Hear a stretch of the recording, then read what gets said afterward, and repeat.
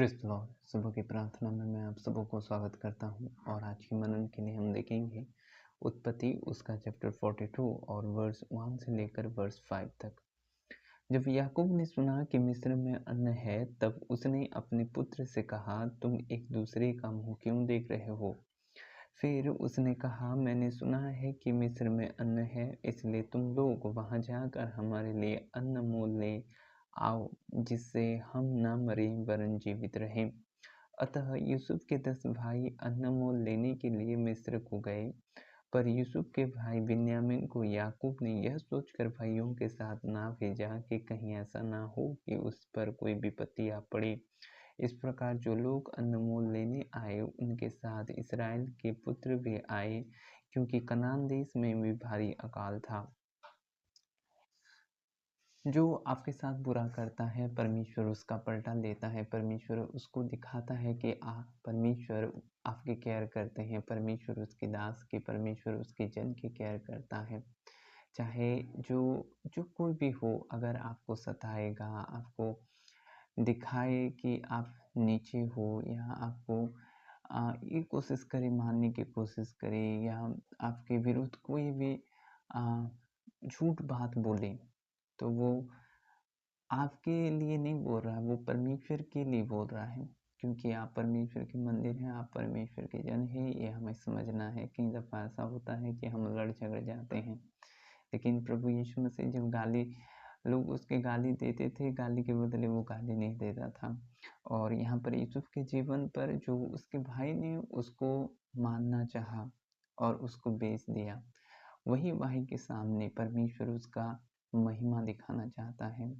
और वहाँ पर यूसुफ, जो परमेश्वर के अनुग्रह से बड़ा किया गया, बड़ी पदवी मिली, और वहाँ उसके भाइयों को परमेश्वर भेज रहा है, उसके पिता भेज रहा है, और परमेश्वर यहाँ पर दिखाएगा उनको कि जो यूसुफ को उन्होंने मारने की कोशिश की, बेच दिया, वही परमेश्वर की जो वचन पर चला, खरा उतरा, परमेश्वर उसको बड़ा बनाया।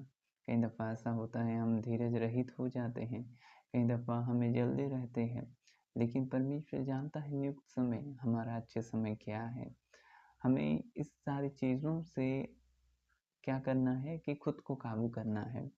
यहाँ पर जो पिता है, अपने पुत्र को भेजता है, जो यूसुफ के पिता हैं, याकूब, और वो ये सोचकर बिन्यामीन को नहीं भेजता कि कोई विपत्ति आ पड़े, क्योंकि उसके साथ एक हादसा हो चुका है कि एक ऐसा पुत्र जिसको वो प्रेम करता था, जिसको वो एक वस्त्र, रंग बिरंगी वस्त्र दिया था, उसके साथ जैसा कि दुर्घटना वो सोच रहा है कि कोई हिंसक जंतु उसको मार डाला।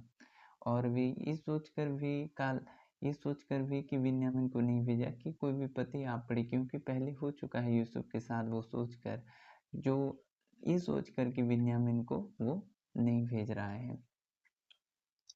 और कई दफ़ा ऐसा होता है कि जिससे हम प्रेम करते हैं, कोई उसके साथ कोई दुर्घटना हो जाए, वो याद वही ताज़ा हमारे जीवन पर रहता है, और कई दफ़ा हम भूल नहीं पाते, और वही डर हमें सताता है। यहाँ पर याकूब के जीवन पर ऐसा हुआ, और उस समय में मिस्र में सिर्फ अन्न था और सारी पृथ्वी पर अकाल पड़े थे, क्योंकि ये परमेश्वर की ओर से किया गया, परमेश्वर की ओर से दिखाया गया वो अकाल और सुकाल था यहाँ पर। और कई दफ़ा ऐसा होता है कि मनुष्य के कार्य से कई दफ़ा अकाल पड़ता है।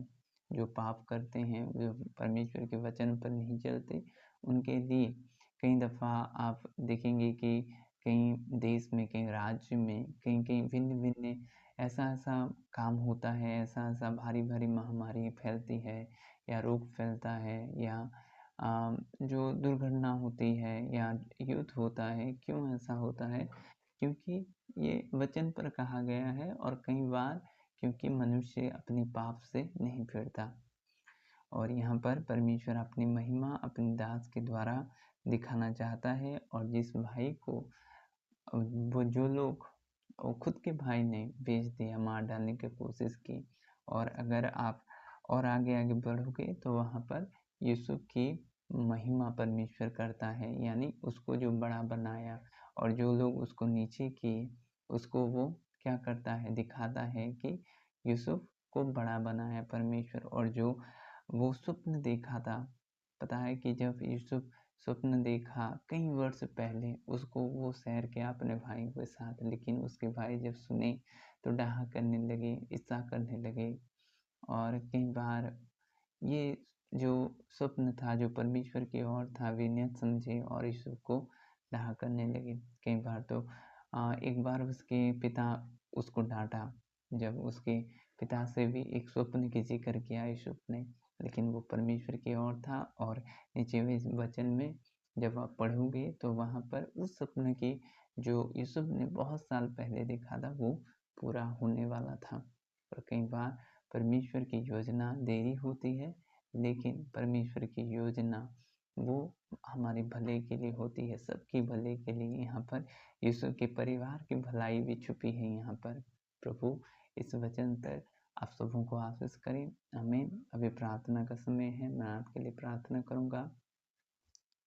पिता, मैं आपके लोगों के लिए दुआ करता हूँ खुदावंद। हे प्यारे प्रभु, वे धीरज धरें खुदा, और प्रभु जी आपके वचनों पर चलते रहें खुदावंद, खुद के ऊपर नियंत्रण काबू रख सके खुदावंद। हे प्रभु जी आपके करीब बने रहें खुदावंद, ऐसा अनुग्रह करें। हे प्यारे प्रभु, आपकी महिमा में प्रभु चलने के लिए आप अनुग्रह करें खुदावंद। प्यारे पिता, आप छुएं और प्रभु जी उन्हें हर एक प्रभु जी बुराई से बचाएं खुदावन। हे प्यारे पिता, जब तक समय ना आए प्रभु, वे व्याकुल ना हो खुदावन, वे ना घबराएं खुदावन, वे प्रभु जल्दबाजी ना करें अपने जीवन पर खुदा। प्रभु शांति से और प्रभु धीरज से आपकी बाढ़ जोते रहें और आपकी प्रभु आज्ञाओं पर, आपके वचनों पर चलते रहें खुदा, ऐसा अनुग्रह करें। जो लोग बीमार से ग्रसित हैं, यीशु के नाम से वे चंगे हो जाएं। हे प्यारे पिता, आपकी शांति, आपकी प्रेम, आपकी आनंद उनके जीवन पर बना रहे, यीशु नाज़री के नाम में, आमीन। God bless you.